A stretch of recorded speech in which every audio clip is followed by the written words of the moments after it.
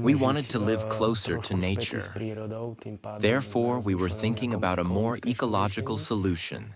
And Talpa House offered us the opportunity to build a house that we would live directly in nature, directly surrounded by nature.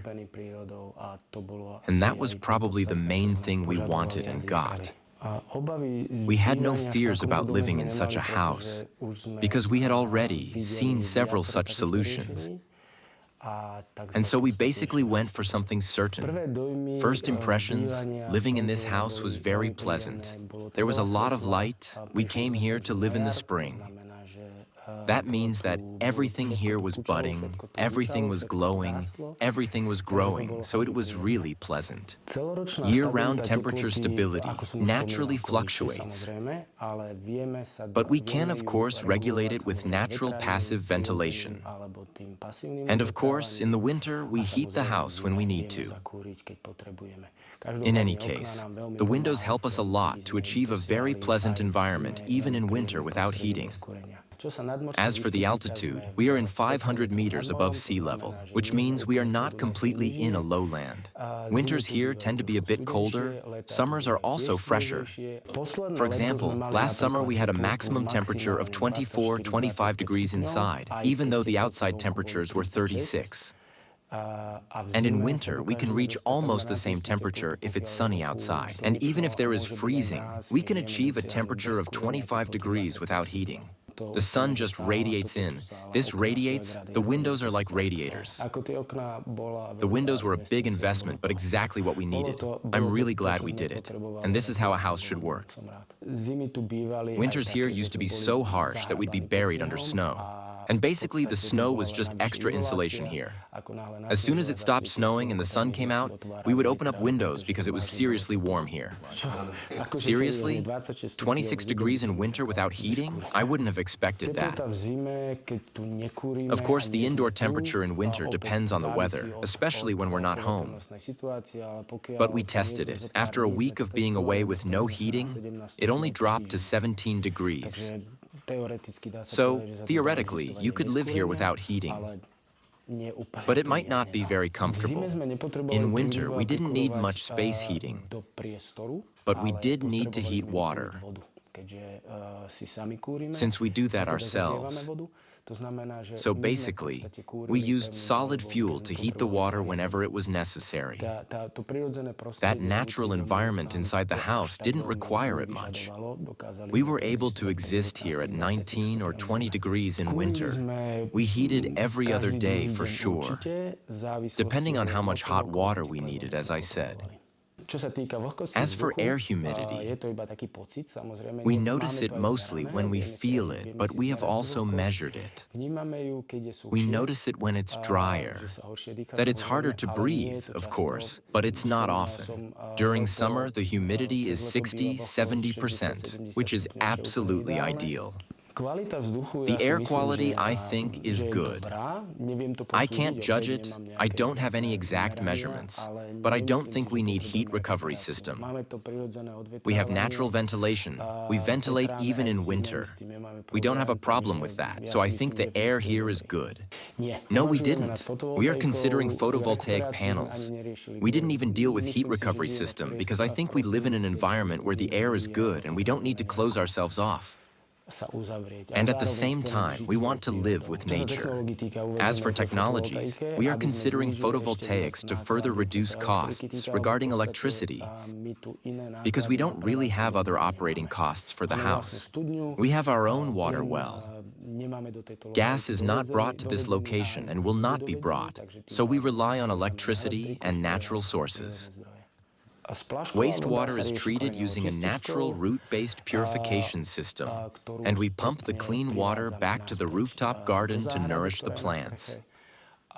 As for everything else, we have our own water source, so there's no need to worry about a water connection. The only expenses we have here, apart from the mortgage, are electricity and internet.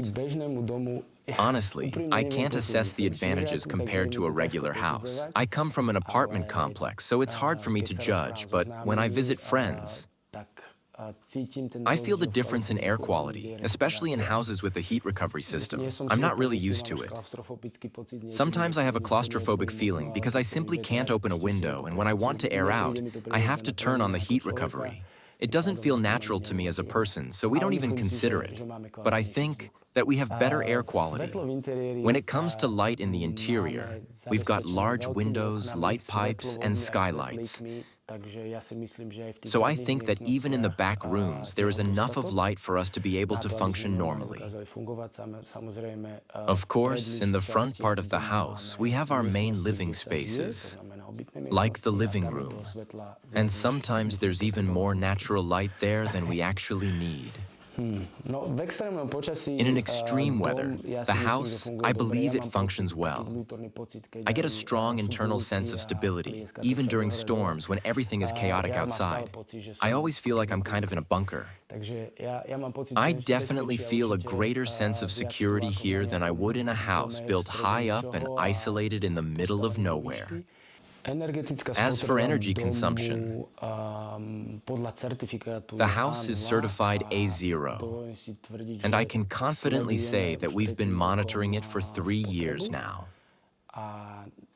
And by continually learning to coexist with the house, every year we manage to reduce energy consumption by at least 20%. In the first year, our consumption was around 8 megawatt hours, approximately 8.4. In the second year, after implementing some energy-saving measures and monitoring closely, we brought it down to 4.3. And now, in the third year, as of September, we're at 80% of last year's consumption. So we expect to get below 4 megawatt hours this year. And of course, photovoltaic panels will come next year, so I expect consumption to be at the level of 3 megawatts, which would be great. 3 megawatts will be approximately 50 euros monthly. Being off-grid is probably a bit of a necessity now. We have to think a little about what will remain after us. And for us, it's a big bonus. We are also a bit further from civilization, so we cannot rely on always having all the resources. Even during storms, even during snow calamities, we simply need to ensure we can continue to exist. We both work from home, so if our electricity goes out, the photovoltaic system will at least help us save some data without losing it. We have our own water. We don't need a sewage connection. We have our own root-based water treatment system. It requires a bit more maintenance, but in the end, it's a big advantage. Underground, I feel it's naturally quieter, since we're basically like in a cave, so to speak, a concrete structure covered with earth. I don't think I can fully judge it in the environment we're in. I think it would be easier to assess in a more built-up area, but in any case, we feel that we're living fully immersed in nature. During construction, we worked closely with the designers from Talpa House and the construction team. They addressed various issues as they came up. Unfortunately, it happened, of course. But we resolved everything to satisfaction. As one example, I can mention a skylight that we addressed additionally and modified. We had to modify the roof's load-bearing capacity to create a larger opening and bring in more natural light. That meant interrupting the structural beams, which we resolved within a few weeks by updating the design. I don't think it will ever be an issue, as the structure is solid and reliable.